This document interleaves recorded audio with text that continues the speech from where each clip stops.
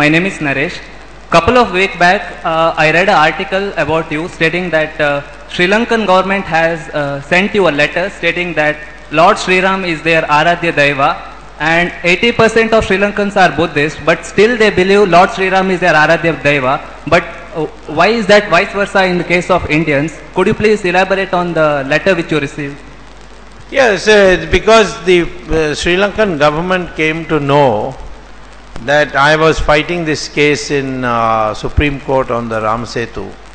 So they sent me a copy of a report prepared and submitted to the Government of India, which the Government of India has not replied, some 2-3 years ago, on the environmental disaster that the Setu Samudram project will produce in the Gulf of Mannar and the Park Strait.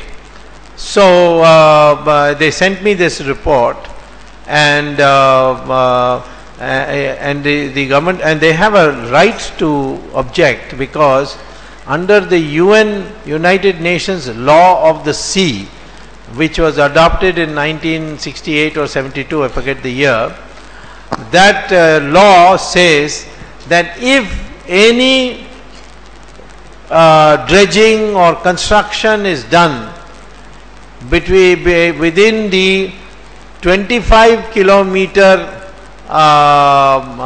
diameter, that is 12 on either side of the border, then the other country's permission has to be taken for the project. Now this is 4 kilometers away from the dividing line of Gulf of Mannar and and Park Strait between India and Sri Lanka, that the halfway point is just 4 kilometers away from where the Setu Samudram canal is going to be dug. So the Sri Lankan government has a right, and if the Government of India does not take their permission, Sri Lankan government has a right to go to the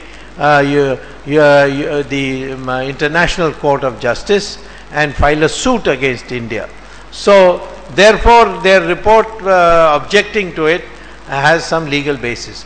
In that letter enclosing it, the Sri Lankan government said that we also agree with you that the Rama Setu should not be touched because it is a matter of faith, not only for India but for the Asian people, including the Sri Lankan people, and the Hindus and the Buddhists accept Rama as a iconic figure of divinity, and therefore we have preserved 32 sites in Sri Lanka where Sita used to have a bath, where Ravan's palace was, where Hanuman placed that Sanjeevani mountain. Everything is there in Sri Lanka. You should go and have a look at it.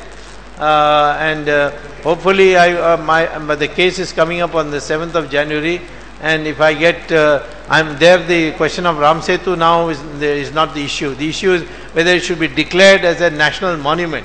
If it is declared as a national monument, then the government has to maintain that Ram Setu, which means you can walk across to Sri Lanka, and we can have a trekking program like Namo Run, you know. So